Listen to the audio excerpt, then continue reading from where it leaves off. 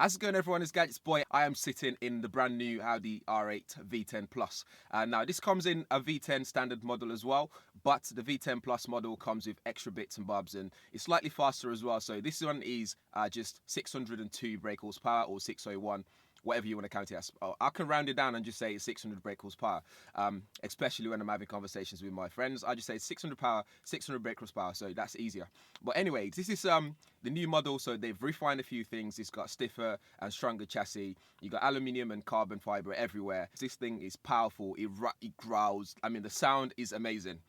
Wherever you go, just starting up the car, it gives you this amazing sound. And if you like a petrol head or car enthusiast, you're gonna enjoy that noise. You're gonna really love it. It's kind of antisocial as well. So if you live in a quiet residence, you might want to think twice about that, especially if you've got speed bumps everywhere as well. You need to think about it. It's quite low, big rear spoiler. It's got big wheels, carbon fiber everywhere. I'll show you guys all around it in a second, but I'm not going to dwell too much into performance and things like that. Again, this will top speed about 205 miles per hour, but you're never going to be able to do that on UK roads. So you'd have to take it on a track day or something like that to be able to enjoy that sort of speed. Otherwise, you get in trouble. You lose your license. You might actually crash or something like that. Don't do that. This car's kitted up with loads of technology inside. So it's got the Audi's multimedia infotainment system in there. So you get the dynamic stuff in there. The steering wheel looks amazing. Got some buttons everywhere. Stuff to play with, stuff to do. They've all got purposes for different things. They've all got a purpose for different things. So that's amazing. I love this car. I've actually fell in love with it. I might not give it back to Audi, but now I've got to give it back. But yeah, so that's the car in a nutshell. And this will cost around about £134,000, just slightly over. I'm not sure if that's with everything inside in terms of all the tech, heated seats, electric memory seats, and all that stuff, so you can store different seating positions for different drivers. I'm not sure if it's all the same price or anything, but I just know be prepared to pay at least £134,000 for one of these. Again, actually, if you guys want to find out more about the technical side of things, like, you know, performance on road and that sort of stuff, I'll leave a link to Car Throttle. They did a really good video about talking about, you know, different aspects of the car in terms of performance. So that'll be a great way to find out more about that. But I'm here to talk about technology inside a car and how great it feels just playing around in here. As someone who loves gadgets and technology, this is just something that I really enjoyed, and I'm having fun with. But yeah, let's get on with it. Okay, so guys, here we are. So this is the interior. You got various buttons everywhere. There's buttons everywhere. So there's buttons there. If you're familiar with the new Audi interiors, you'll be familiar with this control here, which is also touchpad for controlling things and writing things like postcodes and stuff like that if you're using SatNav. On the steering here, you got your drive select button, although you can also do that by using these controls here, but this is the quicker way to do it, which is really good to have in a sports performance car like this. So imagine you really just want to like quickly get on with it, that kind of stuff. That's great to have on there. You've also got this button here. Now, this button puts it into sports mode. So this is where things get a bit serious. So if you really want to pull off a traffic light at ridiculous speeds, you press that button and you go. But be careful, because when you do, you have to hold on really tightly to the steering, because if you don't, I'm not even kidding, like the power in this thing, it's easy to lose control. So make sure you hold on tight to the steering and you'll be good. So that's what that button there does. So this button here, again, I've got qualms with this button, Audi. So this button's quite kind of useless in this car. And the reason why I say that is, so this button allows you to change the exhaust sound to normal mode or sports sound. Right, so obviously I haven't taken this on the track to try it out, to actually get a feel for what that, like the difference between the sounds. But trying it on normal roads is just useless, because why? The car is loud anyway. It's antisocial. It's already as loud as it can be. So pressing that anyway doesn't make much of a difference in terms of sound. So Audi could have done something different with that button. Maybe, I don't know, maybe put a NOS tank in there and maybe use that for that. You never know. But that's your start-stop button. So once you get in the car, this is a keyless sort of thing. So there's no keyhole in the side, on the side or anything like that. So you just dock your keys. I've been docking it in there, which I believe that's what that space there is for. So you dock your keys and you can stop button there. Although you can put your keys in your pocket as well and do the same thing. So it's up to you. This button's here, so that's for you control on that screen, which I'll switch on just in a second. And you got voice control there as well for making calls, controlling sat nav, and your skip track stuff. So your music buttons there, your music controls there, and obviously you get your standard stuff like light controls there. You got your indicator light stuff on that side, and your wiper stuff there when it's raining, and you got cruise control. One there, control just right there at the back, so you can just cruise on the motorway. On the side, on the driver's side here, you got your mirror control, so you can turn the heating on to defrost it. You can use that button there to open the boot, which is located at the front. Again, don't do that while you're driving, which is something I tried just to see if you'd let me do that or not. So I pressed that while I was driving, and the bonnet did pop open. So I had to pull over and then close the bonnet, boot, whatever you want to call it, because it's located at the front.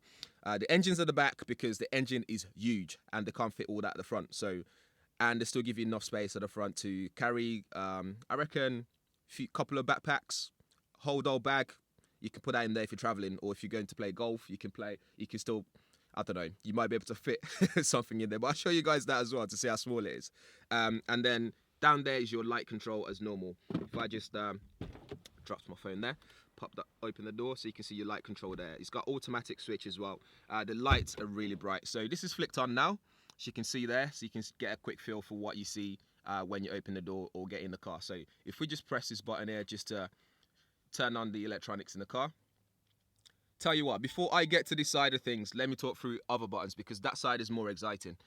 So this side there, you got your air conditioning and all that kind of stuff. You can control them all there. You got heated seats button there, so pressing that will light up 3 times the intensity, so you can press it again to reduce how hot it gets or switch it off entirely. Here you got your off button, so you can switch the whole thing off completely, or you can use that to dial up and down and change how hot you want it to be in the car. Thank you for that. So you can switch that on and off and control that. That's your air conditioning, just pushing that button there. Pushing it in will switch on the AC, pushing it in again will switch it off, and so on. And you can control how intense the fan's gonna blow. So that's what that does. And you got your heated screen there, so you can press that to maximize it. Is entirely up to you. You got your rear one as well there, right there. And that controls where the fan's gonna blow, so you can control it. One thing I really missed though in here is when I used, I think it was the Audi TTS, or it might have been the TTS. They had a dial version in here where you can control where the fan's blowing and stuff. But this is quite manual, and it would have been nice to have that there as well. But never mind, it's not a big deal. I'm just being pedantic there about what that is. And then underneath here, you might not be able to see it properly. It's quite deep and dark down there. Is where your USB connectors are and your aux as well. So if you want to connect external sound, you can do that. Although you can cover that up as well by just pushing that in, and that covers that area up, so you don't have to see it at all. And you got some more buttons there. You got your parking sensor stuff there, hazard lights. You got your ABS control and your auto stop button there, so you can turn that off if you really hate the start stop stuff. But don't switch it off because it saves fuel. This thing can drink fuel, as you can imagine from something like this. It's a 5.2 litre engine.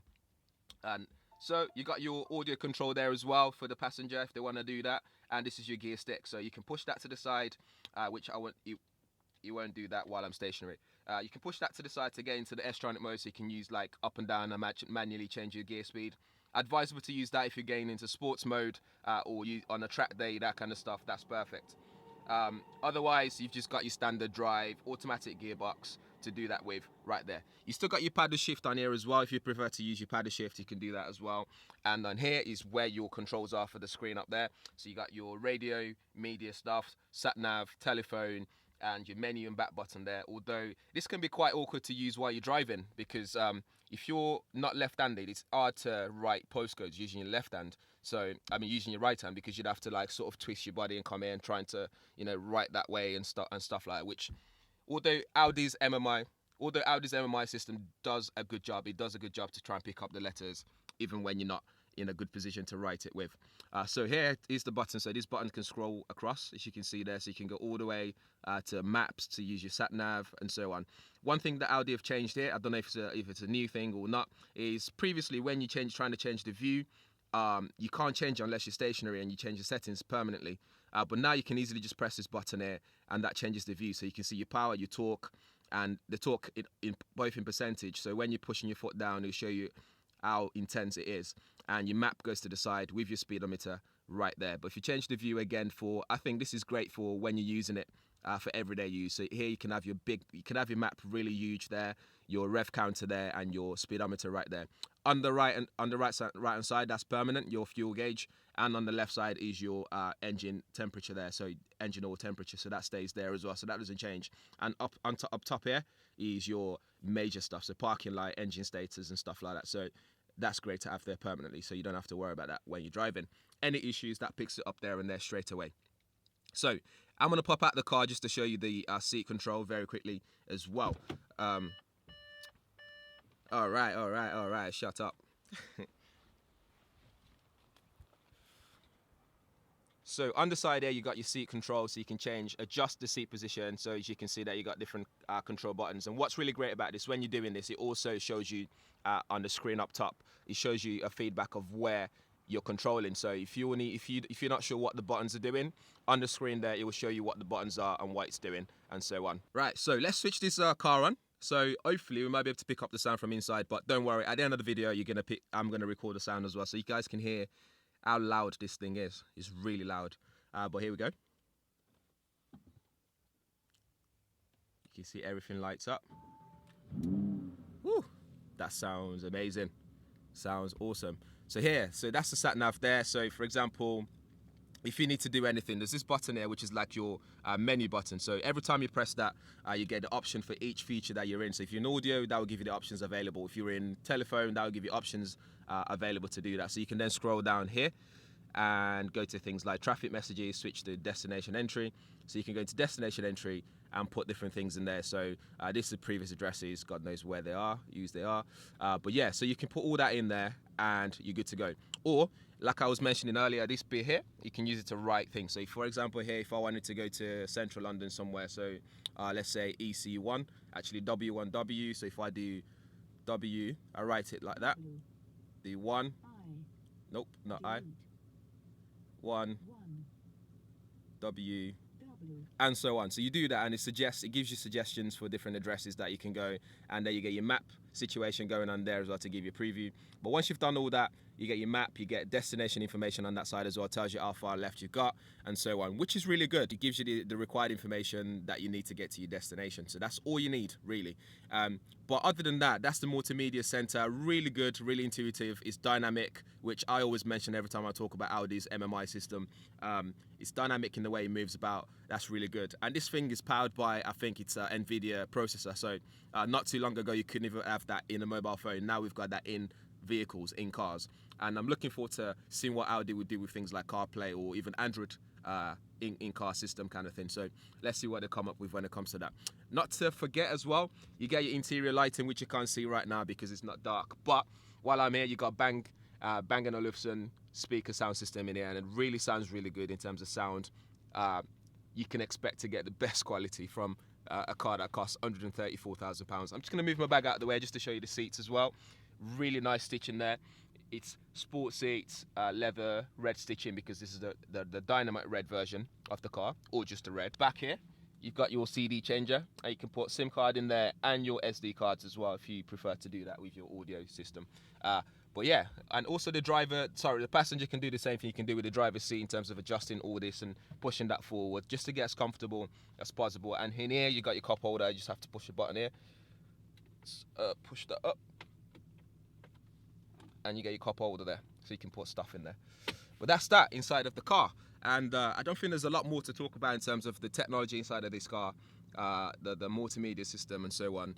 Everything else is all to do with performance and design and stuff like that, like the stitching, your carbon fiber sort of like finishing on top of there, some more leather stitching here. Just gives it that premium feel, that authentic sports car feel as well. So what I'm going to do now is pop outside of the car and just show you guys around the car very quickly. Again, I'm not a performance channel, so I don't really talk about performance on this channel. So if you want to find out more about that, there's a link below which takes you to Car Throttle's video which they did, and talks about the performance, things like how fast it goes, is it practical to drive as a everyday car, that kind of stuff. So do check that out. But in the meantime, let's have a look around the car. So this is outside of the car. You can see the wheels there, huge wheels there, and you can see how just the car aerodynamically is just built for speed. If we go here, you can sort of see the big vent there, the sort of control there to suck all the air into that direction and stuff like that when you're driving, just to keep the car a bit grounded and stuff like that. And that's all carbon fiber finishing on top of that as well, just to again shave some weight off, keep it a bit more sturdy on the road. You got your big brake discs there, just so you can see there with Audi's imprint on it. So you got that's your petrol cap, Audi R8 on there as well, and then you got your spoiler. So this thing is a big spoiler, you know, great for downforce. A car that's this rapid, this fast, would need something like that. So you need a really nice downforce on that. You can see the exhaust area as well. The exhaust is absolutely huge, as you can see there. And you've got two of those. So if you go right to the back there, you've got two of those sitting at the back, and the car just looks so nice and sexy. Just look at it. Just take a second and just look at the car. Like, amazing. So that's the R8. Just look around.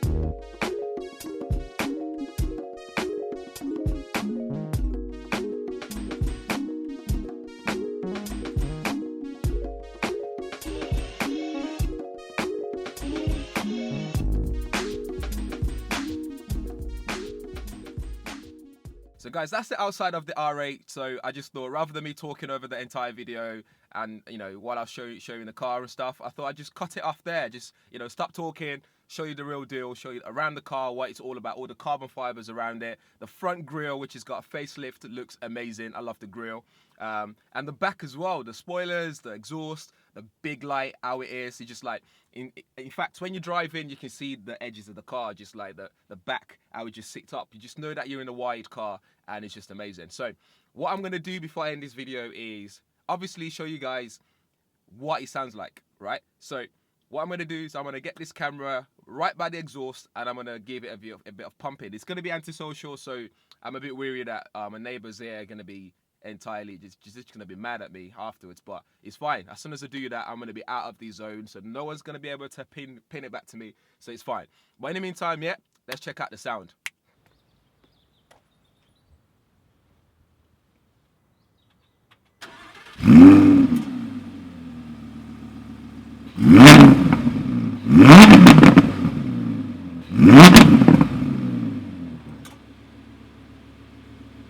So there we have it, guys. That's the Audi R8. I hope you guys enjoyed it.